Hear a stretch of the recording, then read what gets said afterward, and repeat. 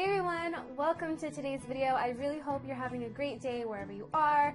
So, as you saw in the title, I'm going to be I'm going to be doing like a tutorial, a review, showing you my faves of one of the most underrated indie brands I have ever tried, which is saying something because I have tried quite a lot of makeup. They go by the name Nabla Cosmetics. They are based in Italy, Milan to be specific, and I never really see anyone talking about them, and I'm so confused as to why, especially in a social media sense. I never really see them in my subscription feed, on my Instagram, and I was like, WTF, y'all. I feel this is due to the fact that they are a European brand. American/Canadian consumers see this and they're like, oh, no, I don't want to pay for that shipping. I don't want to wait the wait time to have it shipped to me. I can just buy something similar that'll get to me faster and for a cheaper price. So today I am here to just let you know what you could be missing out on, why you should check this brand out, and all of that good stuff. So let's just jump right into it. I'm going to begin by discussing the eyeshadows. I have a few in this little quad here just to go over the 4 textures that I've noticed throughout the collection. Nabla seems to have mattes, metallics, duochrome metallics, and these really cool glitter metallics that I have used both wet and dry. As you can see on the screen, the mattes are very rich, very easy to blend. They're all very smooth across the board. There's nothing that feels wet or creamy or too cushiony. I was really impressed that the formulas were so consistent from different texture to different texture. Usually, like in a line of makeup, the mattes will either be really dense, the metallics would be like randomly really light but really pigmented, and the glitters would be really dry. These are all pretty similar across the board, which I was really impressed with. My favorite single shadow formula of theirs is the duochromes. The one I'm using on screen today is called Zoe. It's a very mermaidy greenish blue. These apply so beautifully with the brush. Usually with duochromes and a brush, it just doesn't happen for me. There's not a lot of intense payoff. I usually always have to go in with a finger or a wet brush and build it up, but these duochromes really just stick down right out of the gate. And I don't know if it's because these shadows don't appear to be pressed into the pans. If you look closely, you can see that the shadows look to have been poured and then baked or left out to set. I'm not quite sure how that process works, but I feel like that might have something to do with the fact that the metallics and duochromes have such a great payoff with simply a brush. Moving into cream shadows / primers and a few eyeliners. They make these really cool cream shadows. These 2 are my favorite colors. They're in the shade Underpainting, which is, I feel, an exact dupe for MAC Painterly Paint Pot, both in the way it feels and the color.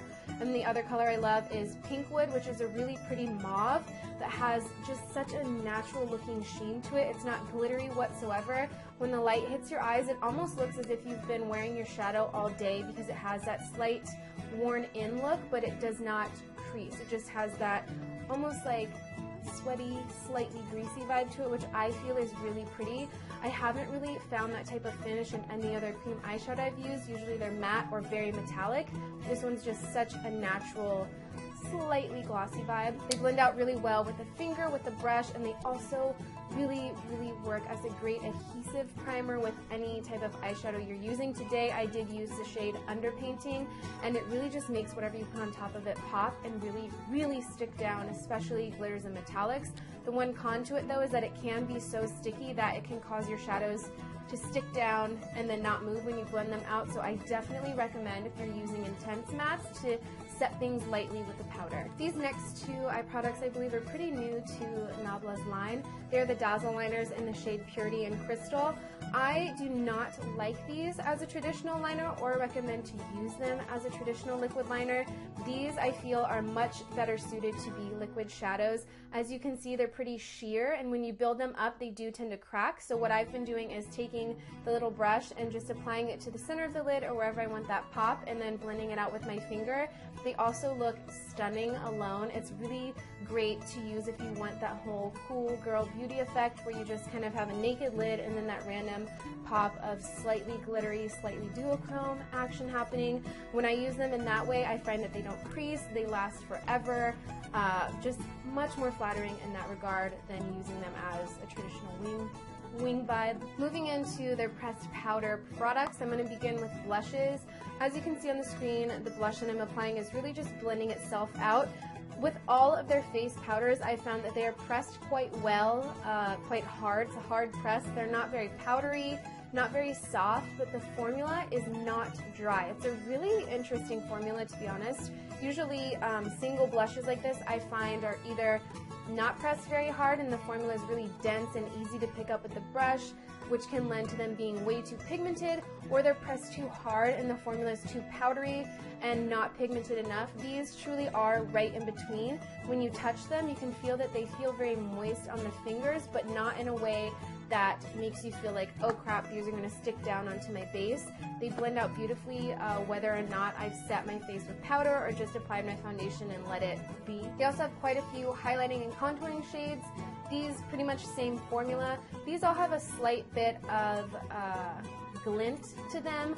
They're not super reflective, obviously the highlighters are, but these contouring ones have a slight healthy sheen to them, which I really like. I don't like, honestly, using even matte contour or bronzing products. I feel like those can look muddy very quickly, and I feel like these are slightly less pigmented than the blushes even, which for me is perfect because anytime I really use that cool tone contour shade, I always overdo it because for some reason they're always made so pigmented, which I don't understand because less is more in that regard. And their illuminators are very similar to the blushes, only they have a really nice reflect, very buildable, yet still more intense than, say, Hourglass, which is another buildable everyday type of illuminator.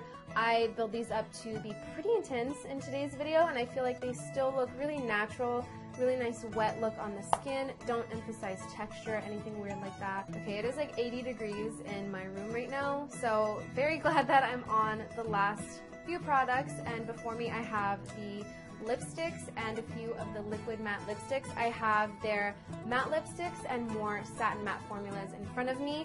I am so into these.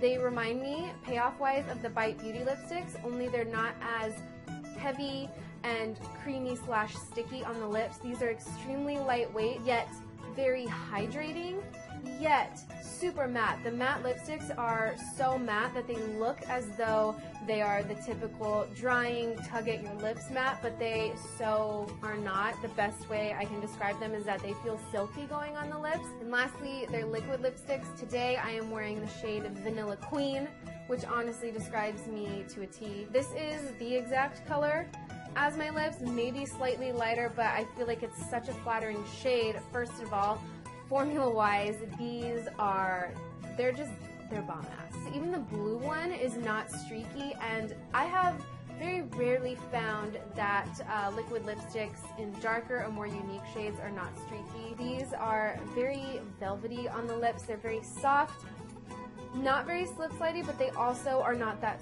sticky. They don't dry down and make your lips feel dehydrated. They're very comfortable. If I were not conscious of the fact that I'm filming, I would forget that I had it on my lips. That's how lightweight they are. I feel the only con is when you build them up, the max I've been able to build them up without them like sticking together and flaking off is 2 full layers. If you go in with the third, it's bad news. So that wraps up today's review slash tutorial slash rave session.